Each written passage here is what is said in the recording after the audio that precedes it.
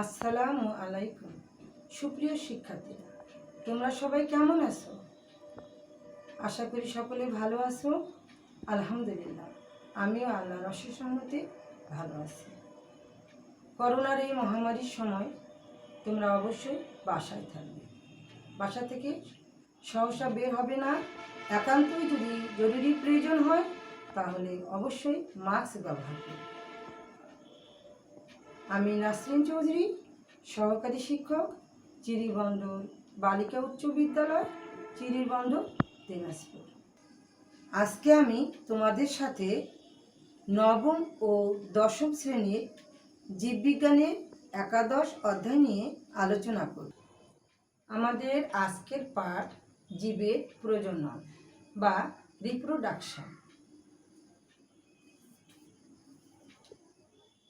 শুরুতে আমরা জেনে নেই প্রজনন কি বা কাকে বলে। যে প্রক্রিয়ায় কোনো জীব তার বংশধর সৃষ্টি করে তাকে প্রজনন বলে। প্রজনন প্রধানত দুই ধরনের, যৌন এবং অযৌন।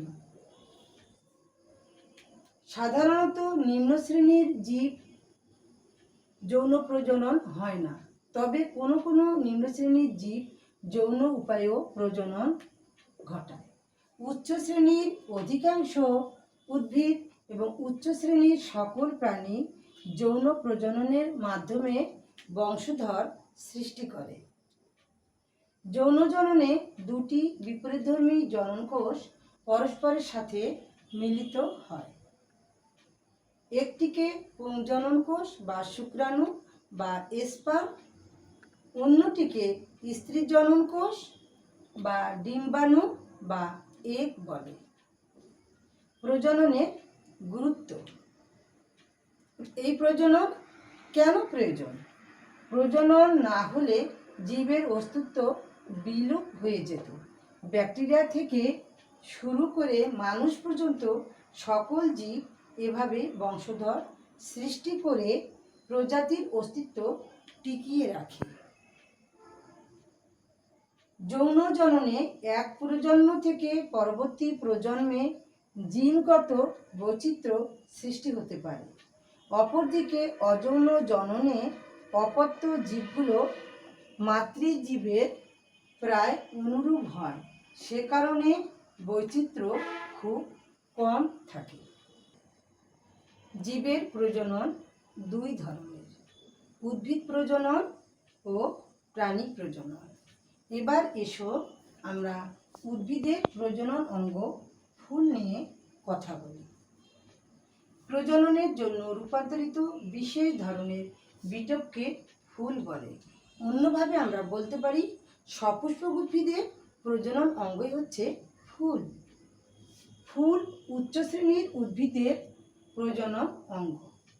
একটি আদর্শ ফুলের 5টি স্তবক: 1 পুষ্পাক্ষ বা থ্যালামাস, 2 বৃতি বা ক্যালিক্স, 3 দলমণ্ডল বা করলা, 4 পুংস্তবক এন্ড্রোসিয়াম, 5 স্ত্রীস্তবক গাইনোসিয়াম। যে ফুলে এই 5টি স্তবকেই উপস্থিত থাকে তাকে আমরা সম্পূর্ণ ফুল বলি বা আদর্শ ফুল বলে থাকি। যেমন জবা, ধুতুরা। 5টি স্তবকের মধ্যে যে কোনো স্তবক না থাকলে তাকে আমরা অসম্পূর্ণ ফুল বলি। যেমন লাউ, কুমড়া। একটি আদর্শ ফুলের 5টি স্তবকের মধ্যে পুংস্তবক এবং স্ত্রী স্তবক প্রজননের জন্য খুবই গুরুত্বপূর্ণ। এবার এসো আমরা ফুলের বিভিন্ন অংশ সম্পর্কে জানি। একটি আদর্শ ফুলের 5টি অংশ: 1 পুষ্পাক্ষ বা থ্যালামাস। পুষ্পাক্ষ সাধারণত গোলাকার এবং ফুলের বৃন্ত শীর্ষে অবস্থান করে। এর উপর বাকি 4টি স্তবক পরপর সাজানো থাকে। চিত্রে লক্ষ্য করে একটি আদর্শ ফুলের লম্বচ্ছেদ আঁকানো রয়েছে। এই অংশটির নাম হচ্ছে পুষ্পাক্ষ। পুষ্পাক্ষ এটি পত্রবৃন্তের শীর্ষে অবস্থিত। 2 নম্বর অংশ বৃতি বা ক্যালিক্স। ফুলের বাহিরের স্তবককে বৃতি বলে। এর প্রতিটি খণ্ডকে বৃত্তাংশ বলে। এদের প্রধান কাজ ফুলের ভিতরের অংশগুলোকে রোদ, বৃষ্টি এবং পোকামাকড়ের আক্রমণ থেকে রক্ষা করা। তবে যখন বৃতি রং বেরঙের হয় তখন তারা পরাগায়নে সাহায্য করে। এই বৃতি কিন্তু 2 ধরনের হয়ে থাকে। বৃত্তিগুলো যদি যুক্ত অবস্থায় থাকে তাহলে কি যুক্ত বৃত্তি, এবং বৃত্তিগুলো যখন খণ্ড খণ্ড আকারে থাকে তখন তাকে বিযুক্ত বৃত্তিও বলা হয়ে থাকে। চিত্রে লক্ষ্য করো, এটি একটি বৃত্তাংশ। এখানে এই চিত্রে 2টি বৃত্তাংশ দেখানো যাচ্ছে। এবার এসো দলমণ্ডল বা করোলা। এটি বাইরের দিক থেকে দ্বিতীয় স্তবক। প্রতিটি খণ্ডকে দল বা পাপড়ি বলে। পাপড়ি সাধারণত রঙিন হয়। এরা ফুলের অত্যাবশ্যকীয় অংশগুলোকে রোদ বৃষ্টি থেকে রক্ষা করে। উজ্জ্বল ঝলমলে রঙের দলমণ্ডল বা পাপড়ি পোকামাকড় এবং পশু পাখি আকর্ষণ করে পরাগায়নে সহযোগিতা করে। চিত্রে লক্ষ্য করে দেখো, এই যে এটি একটি দল বা পাপড়ি, এটি একটি দল বা পাপড়ি, এটা একটি দল বা পাপড়ি। দল বা পাপড়ি, এখানে চিত্রে 3টি পাপড়ি দেখানো হয়েছে। 4 পুংস্তবক বা এন্ড্রোসিয়াম। এটি ফুলের 3য় স্তবক এবং একটি অত্যাবশ্যকীয় অংশ। এই স্তবকের প্রতিটি অংশকে পুংকেশর বা স্টামেন বলে। পুংকেশরের 2টি অংশ, 1 পুংদণ্ড, 2 পরাগধানী। পুংকেশরের দণ্ডের মতো অংশকে পুংদণ্ড বলে। পরাগধানী, পুংদণ্ডের শীর্ষে থলির মতো অংশকে পরাগধানী বলে। এই পরাগধানীর মধ্যে পরাগরেণু উৎপন্ন হয়। চিত্রে লক্ষ্য করো তোমরা, এই যে এটি হচ্ছে পরাগধানী, এটি হচ্ছে পরাগধানীর নিচের লম্বা দণ্ডটি হচ্ছে পরাগদণ্ড। এই চিত্রের মধ্যে মোট 6টি পুংকেশর দেখা যাচ্ছে। দেখো, 1 2 3 4 5 6। এই যে পরাগধানী দেখতে পাচ্ছ, এই পরাগধানীর মধ্যে কিন্তু ছোট ছোট পাউডারের মতো পরাগরেণু থাকে। পরাগধানী আর পরাগদণ্ড মিলে হয় পুংকেশর বা পুংস্তবক। 5 স্ত্রীস্তবক বা গাইনোসিয়াম। স্ত্রীস্তবক বা গর্ভকেশরের অবস্থান ফুলের কেন্দ্রে। এটি ফুলের আরেকটি অত্যাবশ্যকীয় স্তবক। স্ত্রীস্তবক 1 বা একাধিক গর্ভপত্র নিয়ে গঠিত হতে পারে। একটি গর্ভপত্রের 3টি অংশ, যথা 1 গর্ভাশয় বা ওভারি, 2 গর্ভদণ্ড বা স্টাইল, 3 গর্ভমুণ্ড বা স্টিগমা। স্ত্রীস্তবকের কাজ। পুংস্তবকের মতো স্ত্রীস্তবক সরাসরি জনন কাজে অংশগ্রহণ করে। চিত্রে দেখো, এটি হচ্ছে গর্ভাশয়। এই যে গোল একটা ডিমের মতো দেখা যায়, এই অংশটার নাম হচ্ছে গর্ভাশয়। গর্ভাশয়ের উপরের দণ্ডটিকে বলা হয় গর্ভদণ্ড। সবচেয়ে উপরের অংশটি হচ্ছে গর্ভমুণ্ড। কেমন? এই 3টিকে একসঙ্গে বলা হয় স্ত্রীস্তবক। এই হলো আমাদের একটি আদর্শ ফুলের 5টি অংশ। এবার এসো আমরা 5টি অংশ নিয়ে আর একটু সারমর্ম করে বলে নেই। প্রথমেই তাহলে এলো একটি ফুলের পুষ্প বৃন্ত। ফুলটাকে আমরা যে অংশটাকে ধরি সেই অংশটার নাম হচ্ছে পুষ্প বৃন্ত। এরপরে পুষ্পবৃন্তের একটু উপরে গোলাকার অংশটা হচ্ছে পুষ্পাক্ষ। পুষ্পাক্ষ তারপরে বৃতি, এটা একটি বৃত্তাংশ, এটা একটি বৃত্তাংশ। 2 নম্বর। 3 হলো দল বা পাপড়ি। এখানে এই যে দেখো এই মিল হলো দল বা পাপড়ি বা দলমণ্ডল। তারপরে 4র্থ নম্বর স্তবক হচ্ছে পুং স্তবক বা পুংকেশর। এই যে এটা হচ্ছে পরাগধানী, এটা হচ্ছে পরাগদণ্ড। 4র্থ নম্বর স্তবক চলে গেল। এরপরে আমরা আসি 5ম স্তবক, স্ত্রী স্তবক। এটার নাম কি? গর্ভমুণ্ড। এটি হচ্ছে গর্ভদণ্ড, এটা হচ্ছে গর্ভাশয়। গর্ভাশয় এই মিলে এই চিত্রে একটি আদর্শ ফুলের বিভিন্ন অংশে লম্ব হচ্ছে তোমাদেরকে দেখালাম। এবার এসো আমি তোমাদেরকে একটি বাস্তব ফুল দেখাই, বাস্তব নমুনা। কেমন?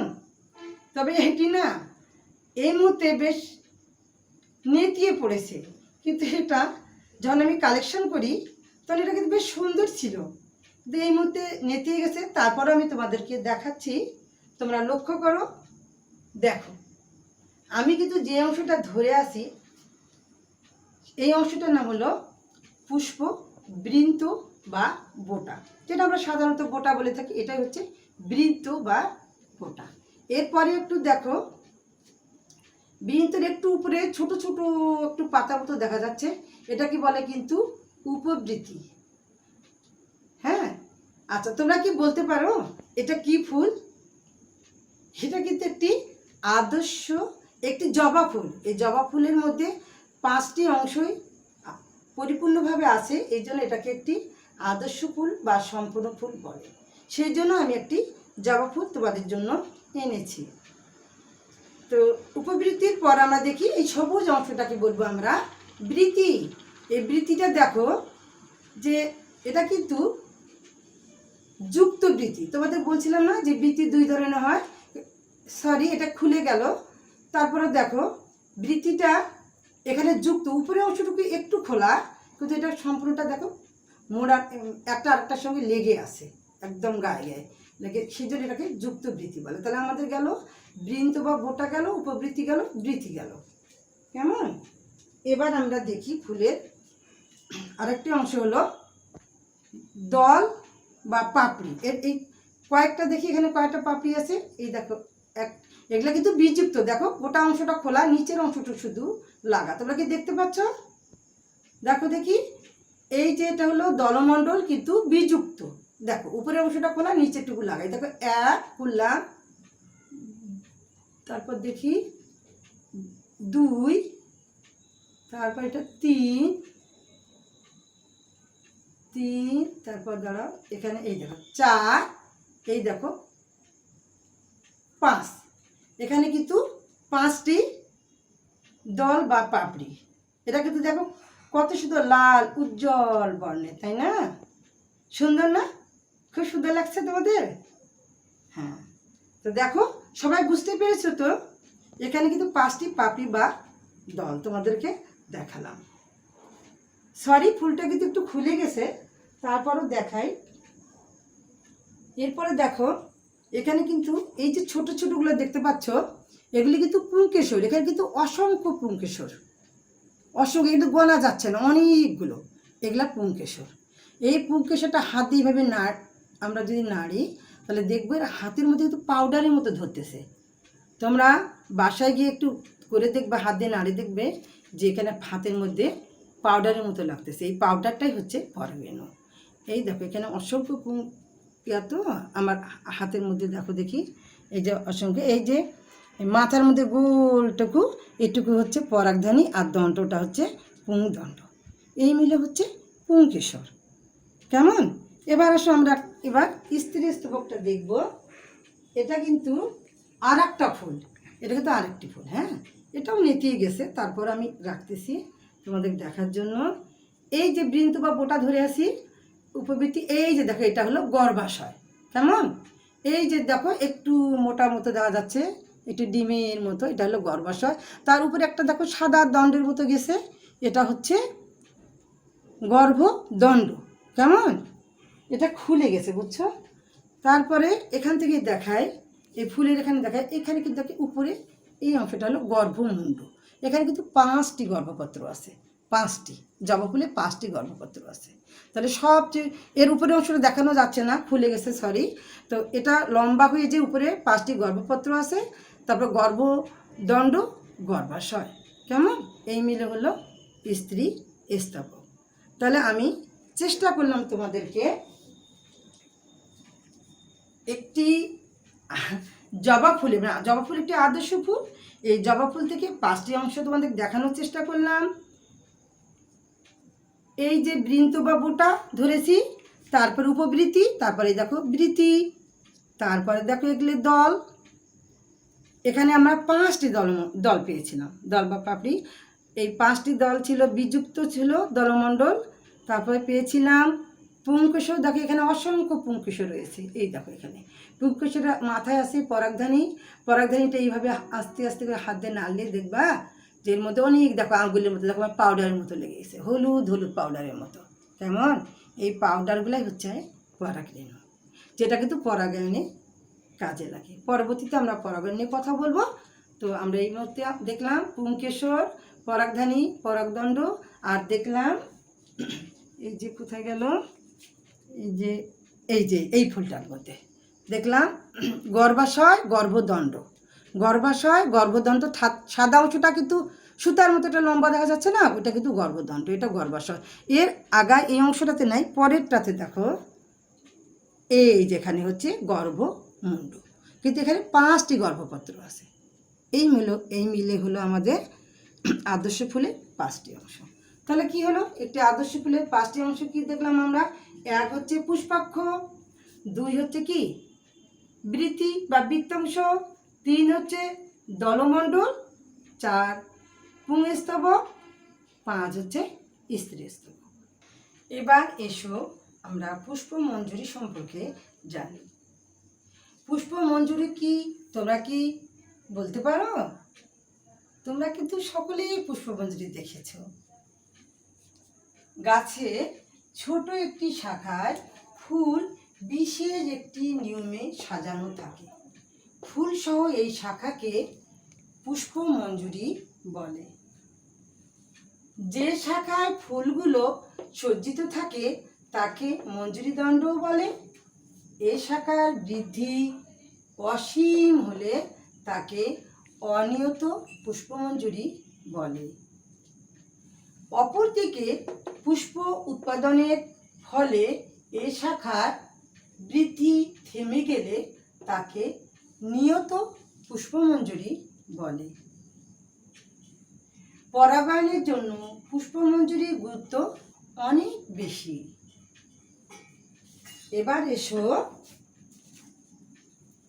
আমরা চিত্র এঁকে দেখায় কোনটি অনিয়ত এবং কোনটি নিয়ত।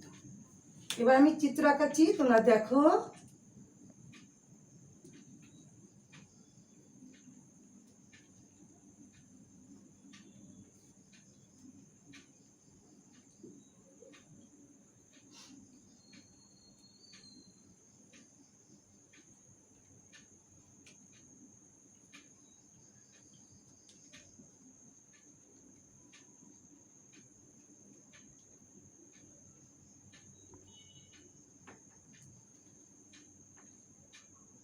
এটি কিন্তু অনেক লম্বা, সবচেয়ে এই শাখার মধ্যে সবচেয়ে উপরের ফুলটি একটু বেশি ছোট, এটা হলো ছোট ফুল। এটি হচ্ছে বড় ফুল, এটি হচ্ছে বড় ফুল। তাহলে কি হচ্ছে, সবচেয়ে এর বৃদ্ধিটা মনে করো অসীম, এর নিচের ফুলগুলো বড়, উপরের ফুলগুলো আস্তে আস্তে ছোট। নিচের দিকের ফুলগুলো যদি বড় হয় আর উপরের ফুলগুলো ছোট হয় এবং এর শাখাটা যদি বেশ অনেক লম্বা হয়ে যাচ্ছে, তাহলে কিন্তু এটা হচ্ছে অনিয়ত চিত্র, হচ্ছে এটা অনিয়ত পুষ্পমঞ্জরি চিত্র। অনিয়ত পুষ্প মঞ্জুরি, অনিয়ত পুষ্প মঞ্জুরি। যেমন পক্ষান্তরে আরেকটা দেখো, নিয়ত পুষ্পমঞ্জুরি আবার কেমন হয়। দেখো এটা কিন্তু একটু ছোট হবে, কেমন, এর সবচেয়ে উপরের ফুলটাই হবে বড়, উপরের ফুলটা মনে করো এখানে বড়, আর ক্রমান্বয়ে নিচের ফুলগুলো হবে ছোট।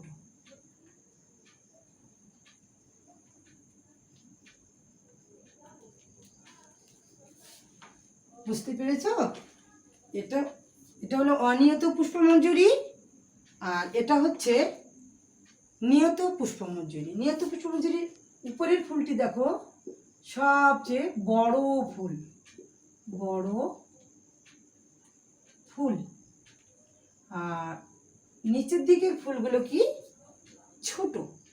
দেখো নিচের ফুলগুলো ছোট ছোট ফুল।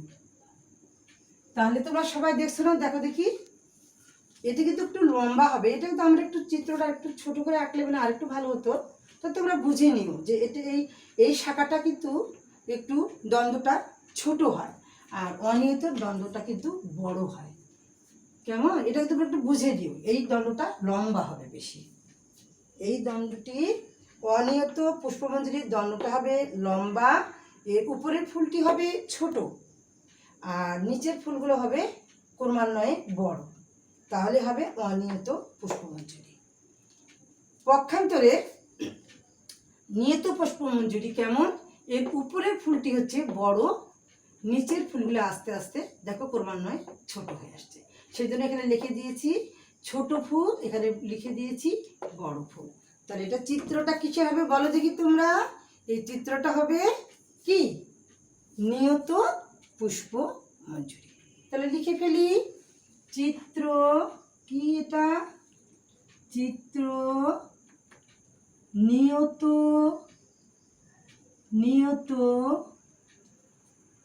পুষ্প মঞ্জুরি, পুষ্প মঞ্জুরি কি, এগুলা তোমাদের জানা আছে না? দেখো দেখি, তোমরা সকলেই তো এগুলো নাচছো না? ছোটবেলায় কত খেলছো, এখনো ধরো নাড়ো, কত এরকম ফুলের শাখা আছে। কি বলছে, গাছের ছোট একটি শাখার ফুল বিশেষ একটি নিয়মে সাজানো থাকে। দেখো এখানে ফুল দুটি শাখাতে আছে, কিন্তু নিয়ম দুটি আলাদা। এই শাখাটা কিন্তু লম্বা, অসীম, এই শাখাটা অসীম লম্বা। ব্ল্যাকবোর্ডের জায়গা ছোট জন্য একটু ছোট হয়ে গেছে, তবে এই ফুলটাকে আমি আরেকটু কি নিচে করে দিব নাকি, তাহলে তোমাদের বোঝার সুবিধা হতে পারে। আরেকটু দেখি তো, আরেকটু ছোট করে দেওয়া যায় দেখি, এই শাখাটা দেখি আরেকটু ছোট করে দিই, তাহলে তোমাদের বোঝার সুবিধা হবে। একটু আগে মনে হয় এটা বেশি উঁচু ছিল, দেখো দেখি একটা নিচু মনে হচ্ছে না? এটা বেশি উঁচু, ওটা অনেক নিচু। এটা হচ্ছে বড় ফুল, এটা হচ্ছে বড় ফুল। এবার ক্লিয়ার? তোমরা বুঝতে পেরেছো তো তোমরা? তাহলে এটা যেটা লম্বা বেশি, উপরে ছোট ফুল নিচে বড় ফুল, সেটা হচ্ছে অনিয়ত পুষ্পমঞ্জুরি। আর যে শাখাটা ছোট, উপরের ফুলটি বড় আর নিচের ফুলগুলি ক্রমান্বয়ে ছোট, সেই মঞ্জুরিকে আমরা বলবো, সেই পুষ্পমঞ্জুরিকে বলবো আমরা নিয়ত পুষ্প মঞ্জুরি। আশা করি তোমরা সকলে বুঝতে পেরেছ। আর কি ভুল হবে? তোমরা তো সকলেই জানো, তাই না? বলো দেখি, সকলেই জানো। ঠিক আছে, এরপরে আমরা পরের ধাপে যাই। জীবের প্রজননের জন্য দুটি প্রক্রিয়া অত্যন্ত গুরুত্বপূর্ণ। একটি পরাগায়ন বা পলিনেশন, অপরটি নিষেক বা ফার্টিলাইজেশন। এখন আমরা পরাগায়ন নিয়ে তোমাদের সাথে কথা বলবো। পরবর্তী ক্লাসে আমি নিষেক সম্পর্কে আলোচনা করব। তাহলে পরাগায়ন কি? পরাগায়ন ফুল এবং বীজ উৎপাদনের পূর্ব শর্ত। ফুলের পরাগধানী থেকে পরাগরেণুর একই ফুলে অথবা একই জাতের অন্য ফুলের গর্ভমুণ্ডে স্থানান্তরিত হওয়ার প্রক্রিয়াকে পরাগায়ন বলে। পরাগায়ন দুই ধরনের, যথা: এক, স্বপরাগায়ন। একই ফুলে বা একই গাছের ভিন্ন দুটি ফুলের মধ্যে যখন পরাগায়ন ঘটে তাকে স্বপরাগায়ন বলে, যেমন ধুতুরা, সরিষা ইত্যাদি। স্বপরাগায়নের ফলে নতুন যে উদ্ভিদ উৎপন্ন হয় এতে জিনগত বৈচিত্র্য কম থাকায় অভিযোজন ক্ষমতা কমে যায় এবং বিলুপ্তি ঘটে। পরপরাগায়ন একই প্রজাতির দুটি ভিন্ন উদ্ভিদের ফুলের মধ্যে যে পরাগায়ন ঘটে তাকে পরপরাগায়ন বলে, যেমন শিমুল, পেঁপে ইত্যাদি। পরপরাগায়নের ফলে নতুন যে উদ্ভিদ উৎপন্ন হয় এতে নতুন চরিত্রের সৃষ্টি হওয়ায় উদ্ভিদটি অধিক জীবনী শক্তি সম্পন্ন হয় এবং গাছের নতুন বৈচিত্র্যের সৃষ্টি হয়। এবার এসো আমরা চিত্রের মাধ্যমে পরাগায়নের দুটি ধাপ দেখি। স্বপরাগায়ন এবং পরপরাগায়ন দুটি আমরা চিত্রের মাঝে দেখি। কেমন? প্রথমে আমরা কি দেখব? স্বপরাগায়ন। দেখি, একটি চিত্র আঁকার চেষ্টা করি। এটা একটি উদ্ভিদ আঁকার চেষ্টা করতেছি। এটা একটি পাতা। কেমন? এটা পাতা, এটা একটি ফুল, এখানে আরেকটি ফুল, এখানে আরেকটি ফুল। আচ্ছা, তাহলে এখানে দেখো, এখানে আমি এই উদ্ভিদে তিনটি ফুল দেখাইছি, আরো অনেক ফুল থাকতে পারে উদ্ভিদে। এখানে বোঝাতে তোমাদের চেষ্টা করতেছি যে এই একটি গাছের মধ্যে বা একটি একই জাতের একটি গাছের মধ্যে এই একটি ফুলের মধ্যে পরাগরেণু পরাগায়ন করতে পারে গর্ভমুণ্ডে, যে এই ফুলের মধ্যেও এই একটি ফুলের মধ্যে হতে পারে, অথবা এই ফুলটি এই ফুলের সাথে, অথবা এটার সাথে, অথবা এই ফুলটি এইটার সাথেও হতে পারে, পরাগায়ন করতে পারে। বুঝতে পারছো? একটি ফুলের মধ্যেও হতে পারে একার, অথবা এই ফুলটি এই ফুলটির সঙ্গে, অথবা এই ফুলটি এই ফুলটির সঙ্গেও পরাগরেণু আরেকটি ফুলের গর্ভমুণ্ডে আটকে গেলে সেটাকে পরাগায়ন বলে। তাহলে এক্ষেত্রে আমরা এটাকে বলবো, চিত্রটা স্বপরাগায়ন। এটা হলো স্বপরাগায়ন, চিত্র স্বপরাগায়ন। কেমন? বুঝতে পেরেছো?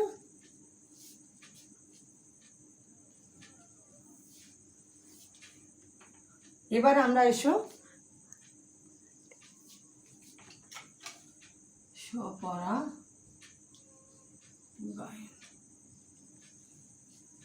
স্বপরাগায়ন। তাহলে দেখলে তোমরা বুঝতে পেরেছো ইনশাল্লাহ। এরপরে আসো আমরা পরপরাগায়ন দেখি। এখানে আমরা দুটি ফুলের গাছ আঁকবো। এখানে আমরা দুটি ফুলের গাছ আঁকবো একই রকমভাবে। মনে করি একটি পাতা, এখানে আরেকটি পাতা, এই দুটি হলো পাতা। আর এখানে মনে করো ফুল, এখানে একটা ফুল, এখানে ফুল, এটা একটা ফুল করলাম, এখানে একটা ফুল করলাম। হ্যাঁ, আচ্ছা আর একটা উদ্ভিদ আমি আঁকি, একটা ফুলের গাছ আঁকি।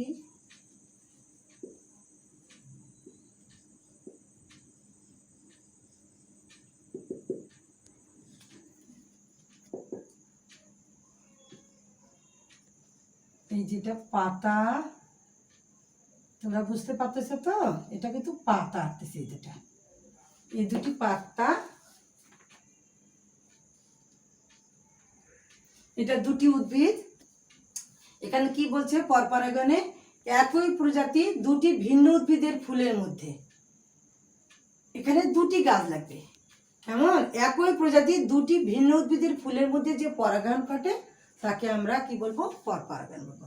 তাহলে এটা একই ধরনের গাছ, ধরো যে এটাও একটা জবা ফুলের গাছ, এটা একটা জবা ফুলের গাছ, বা এটাও একটা গোলাপের গাছ, এটাও একটা গোলাপের গাছ। তাহলে এই ফুলটার সঙ্গে এই উদ্ভিদের পরাগরেণু এই উদ্ভিদের গর্ভমুণ্ডে এসে পড়লো, অথবা এইটা দেখাতে যে ওইখানে পড়লো। বুঝতে পারছো? তাহলে কীভাবে আমরা দেখাই? এখান থেকে বর্গে এইটা দেখাতে পারি, এখান থেকে আমরা এটার সাথেও দেখাতে পারি, আবার এখান থেকে আমরা এইটাও দেখাতে পারি, এখান থেকে আমরা এইটা বা এইটা দেখাতে পারি। দেখতে পাচ্ছ কীভাবে এটা গেল? এটা আবার এইদিকে আসলো। বুঝতে পেরেছো তো যে একই জাতের দুটি উদ্ভিদের মধ্যে কিন্তু পরপরাগণটা ঘটতেছে। দুটি উদ্ভিদ অবশ্যই এখানে লাগবে।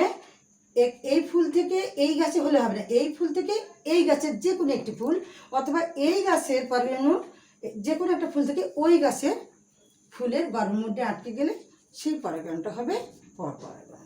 তাহলে এটা আমরা চিত্রটা কি লিখবো? চিত্র পর পর পরাগায়ন, চিত্র পরপরাগায়ন।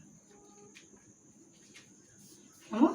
তাহলে এই দুটো মিলে পরপরাগায়ন, আর এটা একটি ফুলের মধ্যেই স্বপরাগায়ন। তোমরা সকলে বুঝতে পেরেছো তো? বুঝতে পেরেছো?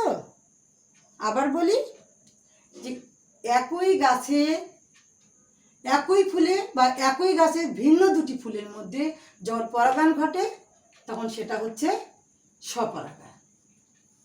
আর আর একই প্রজাতির দুটি ভিন্ন ফুলের মধ্যে যদি পরাগায়ন ঘটে, দুটি ভিন্ন উদ্ভিদের ফুলের মধ্যে, এই যে এটা একটা উদ্ভিদ, এটা আর একটা উদ্ভিদ, কিন্তু এরা দুইজন একই জাতের, এই ফুল থেকে এই ফুলে অথবা এই ফুল থেকে ওই গাছের যে কোনো একটা ফুলে যদি পরাগায়ন ঘটে তাহলে সেটা হচ্ছে পরপরাগায়ন।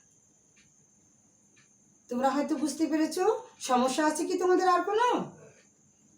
ইনশাল্লাহ সমস্যা নাই। তাহলে কি হলো? পরাগায়ন বা পলিনেশন, এই পরাগায়ন দুই ধরনের হয়ে থাকে, একটা স্বপরাগায়ন, একটা হচ্ছে পরপরাগায়ন। এটা স্বপরাগায়নের চিত্র বা উদাহরণ দেখালাম তোমাদের, এখানে দেখালাম পরপরাগায়নের চিত্র। নিশ্চয়ই তোমরা বুঝতে পেরেছো। পরাগায়নের মাধ্যম, যে মাধ্যম পরাগরেণু বহন করে গর্ভমুণ্ড পর্যন্ত নিয়ে যায় তাকে পরাগায়নের মাধ্যম বলে। যেমন মধু খেতে অথবা ফুলে সুন্দর রঙের আকর্ষণে পতঙ্গ বা প্রাণী ফুলে ফুলে ঘুরে বেড়ায়। এই বাহকটি যখন অন্য ফুলে গিয়ে বসে তখন বাহকের গায়ে লেগে থাকা পরাগরেণু পরবর্তী ফুলের গর্ভমুণ্ডে লেগে যায়। এভাবে পরাগায়ন ঘটে। পরাগায়নের মাধ্যমগুলো হলো বায়ু, 2 পানি, 3 কীটপতঙ্গ, পাখি, বাদুড় ইত্যাদি, 4 মানুষ। ধান গাছে সাধারণত বায়ুর মাধ্যমে পরাগায়ন ঘটে, পাতাশালায় পানির মাধ্যমে, জবা, সরিষা ইত্যাদি কীটপতঙ্গ পাখির মাধ্যমে এবং কুমড়া মানুষের মাধ্যমে পরাগায়ন ঘটে। তাহলে আমরা আজকের ক্লাসে শুরু থেকে কি কি জানলাম মনে করার চেষ্টা করি। প্রথমে আমরা কি জানলাম? জীবের প্রজনন। জীবের প্রজননে প্রজনন কি? তারপরে আমরা জানলাম প্রজনন কত ধরনের ও কি কি, 2 ধরনের, যৌন অযৌন। তারপর জানলাম পরাগায়ন কি, ফুলের বিভিন্ন অংশ, ফুলের 5টি অংশ, সেগুলির কাজ জানলাম। পুষ্পমঞ্জরি সম্পর্কে জানলাম। পুষ্পমঞ্জরি 2 ধরনের হয়, একটা নিয়ত পুষ্পমঞ্জরি আর একটা অনিয়ত পুষ্পমঞ্জরি। তারপর জানলাম পরাগায়ন কি, পরাগায়ন কয় প্রকার, স্বপরাগায়ন, পরপরাগায়ন। আর জানলাম পরাগায়নের মাধ্যম কি কি মাধ্যমে হয়ে থাকে। সাধারণত 4 মাধ্যমে হয়। 1 বায়ু, 2 পানি, 3 কীটপতঙ্গ, 4 মানুষ। কেমন?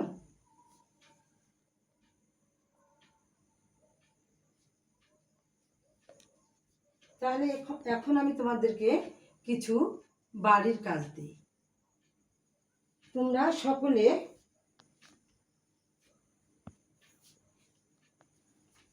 খাতা কলম বের করো। কেমন? তোমরা সকলে খাতা কলম বের করো, আমি তোমাদেরকে কিছু বাড়ির কাজ দিয়ে দিই।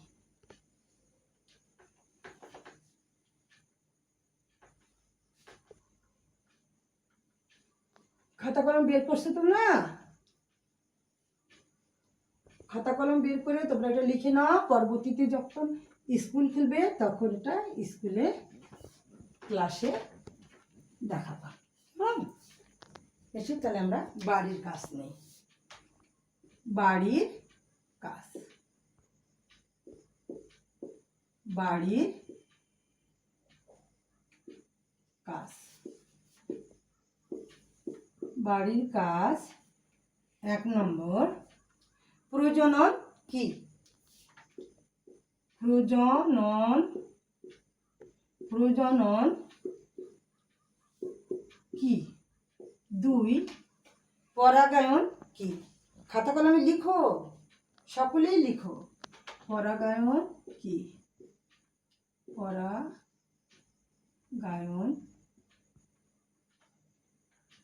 পরাগায়ন কি?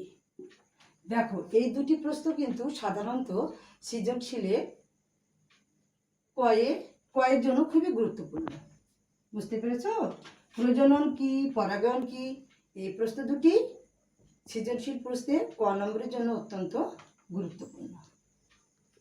এবারে আমরা 3 নম্বর দিই। স্বপরাগায়ন ও পরপরাগায়নের মধ্যে 4টি পার্থক্য লিখো।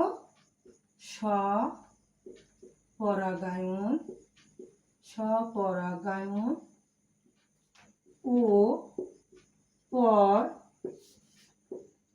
পরপরাগায়নের মধ্যে,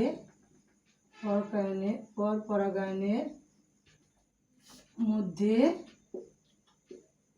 4টি পার্থক্য লিখো। 4টি পার্থক্য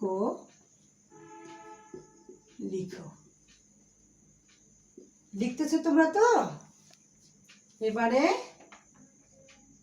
4 নম্বর, স্বপরাগায়ন আর পরপরাগায়নটা আবার সৃজনশীল প্রশ্নের 2 ক্ষয়ের জন্য আবার গুরুত্বপূর্ণ। কেমন? 4 নম্বরে এসো। একটি আদর্শ ফুলের, একটি আদর্শ ফুলের, একটি আদর্শ ফুলের লম্বচ্ছেদ অঙ্কন করে, লম্বচ্ছেদ অঙ্কন করে এর বিভিন্ন অংশ চিহ্নিত করা। একটি আদর্শ ফুলের লম্বচ্ছেদ অঙ্কন করে একটি আদর্শ ফুলের লম্বচ্ছেদ অঙ্কন করে বিভিন্ন অংশ চিহ্নিত করো।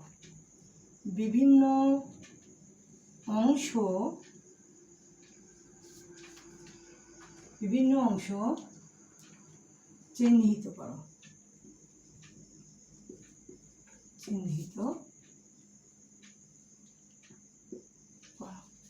তাহলে বুঝতে পারলে তো? বাড়ির কাজ দিলাম 4টি। একটি প্রজনন কি, 1। 2 পরাগায়ন কি, এটা কয়ের জন্য খুব ইম্পর্টেন্ট বলেছি। 3 নম্বর স্বপরাগায়ন ও পরপরাগায়নের মধ্যে 4টি পার্থক্য লিখবা। আর 4 নম্বরে একটি আদর্শ ফুলে লম্বচ্ছেদ অঙ্কন করে এর বিভিন্ন অংশ চিহ্নিত করবে। তো